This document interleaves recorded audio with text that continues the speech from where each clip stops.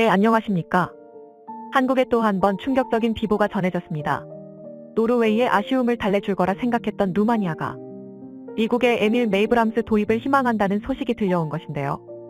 노르웨이 당국자의 입을 통해 전해진 이 사실은 결국 한국의 K는 루마니아 시장에서 미국 에이브럼스 에밀A 그리고 독일의 레오파르트 EA7과 라이벌 구도를 형성하며, 그런데 이런 소식이 들려오자 귀신같이 한국을 물어뜯는 무레배 집단이 나타났습니다.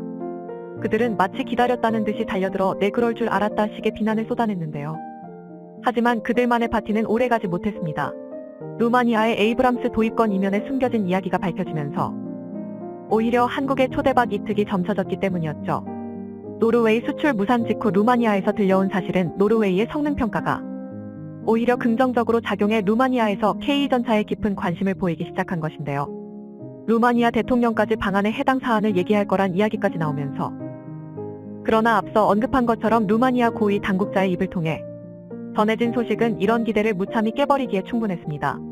그리고 이는 그간 한국을 아니 꼽게 보던 무리들의 그들은 마치 기다렸다는 듯이 한국을 물어뜯기 시작했는데요. 한국 방산에 대한 무분별한 험담이 나온다면 보나마나 그 주인공은 중국이나 일본일 거라고 생각하는 분들이 많겠지만 그럼지 않았습니다. 이번 일은 충격적이게도 유럽에서 벌어지고 있는데요. 내용을 살펴보면 K가 과대평가된 것은 물론 실상은 북한의 노후된 대전차 미사일에도 뻥뻥 터지는 고물전차라는 것이 주요 요점입니다. 그간 세계 전차 시장을 양분했던 불쑥 끼어든 동양의 K가 마음에 들지 않았던 것인지 근거 없는 험담은 멈출 줄을 몰랐는데요. 이런 승냥이 떼들의 주둥이가 꼭 다물어지는 사실이 밝혀졌습니다. 루마니아가 메이브람스를 희망한다는 사실이 꼭 K의 탈락을 의미하지는 않는다는 것이죠. 이러한 해석을 두고 일각에서는 지푸라기라도 잡고 싶은 한국의 뇌피셜일 뿐이라고 말하기도 하는데요. 실제로 방산업계 관계자들까지 아직 협의가 본격적으로 시작되기 전이라 섣불리 예단하기 어렵다고 말하며 말을 아끼고 있죠. 하지만 방산업체들이 중요한 계약을 앞두고 말을 아끼는 것은 또한 이 말을 바꿔 말하면 탈락이 아니라 협상 진행 중이라고도 볼 수 있을 텐데요. 즉, 최대한 말을 아끼긴 했지만 그 속에는 가능성이 숨어 있다는 것입니다. 그런데 이러한 해석이 한국의 희망 사항만이 아니라는 사실은 얼마 전 한 군사 매체가 방위사업청로부터 들은 내용으로 알 수 있습니다. 방위사업청은 이번 사안에 대해 루마니아와 K 흑표 도입권으로 막판 협상 단계에 있다고 밝혔는데요. 이는 루마니아와의 수출 협상이 여전히 현재 진행 중이라는 것을 의미합니다.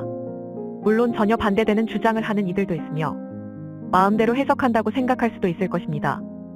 그러나 이것이 단순 말장난으로 치부할 일이 아니라는 증거는 또 있습니다. 지난 15일 루마니아에서 한국과 미국에 각각 탄약공장 건설을 요청했다는 소식이 전해졌는데요. 이는 루마니아 경제부 장관인 플로린 스파타루에 의해 밝혀진 내용으로 이미 한국과 미국의 방산업체와 파트너십을 체결한 상태라는 언급도 함께 있었습니다. 그는 현재 탄약과 화약 수요분을 전면 수입에 의존하고 있는 루마니아 국내 상황을 들며 전염병 대유행과 우크라이나 전쟁 등의 상황을 고려할 때 국가의 수입 의존도를 낮추는 것이 중요하다고 했는데요. 생산 능력을 강화할 것이라는 계획을 밝혔습니다. 사실 플로린 경제부 장관의 말처럼 루마니아 내에는 현재 탄약 공장이 없습니다. 지난 2004년 마지막 탄약 공장을 폐쇄한 이후로는 전량 수입에 의존하고 있는 상황인데요. 현재 국제 정세를 고려할 때 탄약이 필요할 일이 생겼다는 것을 의미합니다. 만약 물어뜯기 좋아하는 일부의 주장대로 정말로 K가 배제된 상황이라면 탄약 공장을 만들 필요가 없을 것입니다. 게다가 실제로 루마니아의 국영 방산업체가 한국과 탄약 및 군사 장비 생산을 위한 업무 협약을 체결한 사실이, 해당 MOU는 K고 자주포와 레드백 등의 무기체계에 대한 공급과 활용은 물론 보수 및 유지 등의 전반적인 협력을 위한 것이었습니다. 그리고 또 하나 의미심장한 일이 있었는데요. 작년 12월 총리를 포함한 루마니아 대표단이 방한해 이후 지난 1월에는 루마니아의 경기총국장과 군자원실부장을 포함한 군 고위 관계자들이 한국을 찾기도 했는데요. 이들의 방문은 루마니아 대통령의 방한을 앞둔. 또한 국방 관계자에 따르면 한국을 찾는 루마니아 대통령이 창원에 위치한 한국 방산업체 공장 등을 직접 방문할 것이라고 하는데요. 이런 일련의 내용들을 보면 K 흑표 도입에 대한 전망은 단순 뇌피셜이 아니라는 점을 알 수 있습니다. 게다가 루마니아의 지리적, 외교적 입지만 생각해도 루마니아는 우크라이나와 국경을 마주한 최인접국이자 우방국입니다. 그들은 우크라이나를 위해 이미 자국에서 보유하고 있던 400여 대의 전차 중 60대를 지원한 상태입니다. 400대 중 60대라는 수치만 보자면 조금만 들여다보면 다른 해석이 나옵니다. 루마니아가 우크라이나에 지원한 전차는 자국 내에서 가장 막강한 전력으로 분류되고 있던 T-73 전차이기 때문입니다. 자국 내 가장 강력한 무기체계를 지원한 상태라면 이를 대체할 전차가 급하다는 것은 너무나 명확한 사실입니다. 그러니 루마니아의 행보가 더욱 적극적인 것인데요. 이와 함께 우크라이나 전쟁으로 동유럽 국가들이 국방 예산을 전면적으로 증강하고 있다는 사실을 감안하면 상당한 규모가 될 것이라는 예상이 가능합니다. 사실 지난해 한국이 그야말로 방산 초대박을 터뜨린 것은 그 이전에는 성공보다 실패 경험이 더 많았습니다. 즉, 지난해 거둔 역대급 성과만을 볼 것이 아니라 여전히 치열한 경쟁 속에 있다는 것을 알아야 합니다.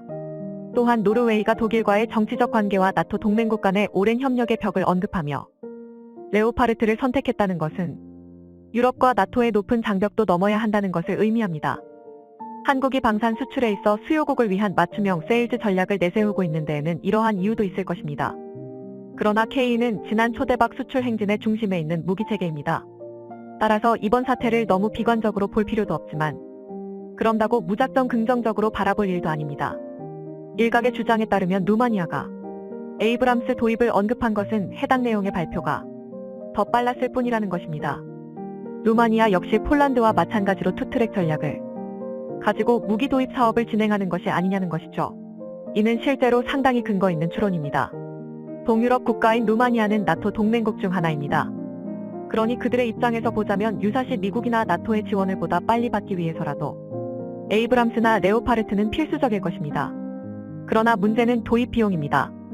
아무리 동유럽 국가들이 국방 예산을 증액하고 있다고 하더라도 우크라이나에 지원한 60대의 전차를 대체하려면 만만치 않은 비용이 소요됩니다.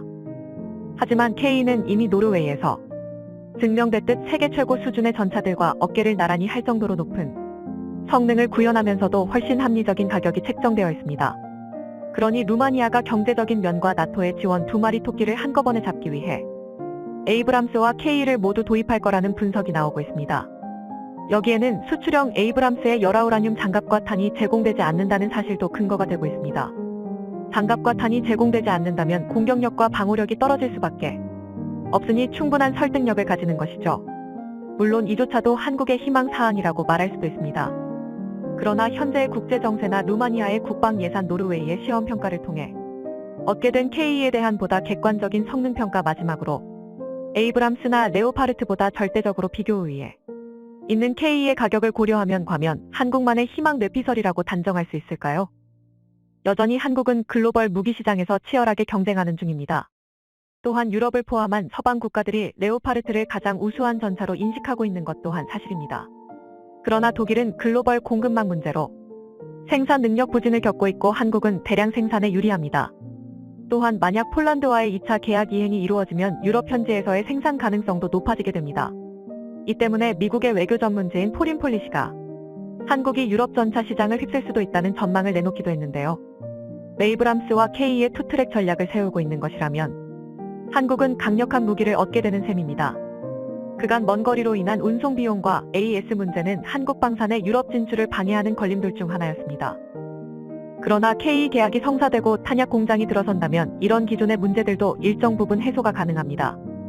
또한 K가 최종적인 계약 단계에 이르지 못한다 하더라도 루마니아 현지의 탄약 공장을 설립하는 것만으로도 여기에 폴란드와의 2차 계약 이행으로 현재 공장이 들어서게 된다면 유럽 현지의 한국 방산의 생산 전초기지가 마련되는 것입니다.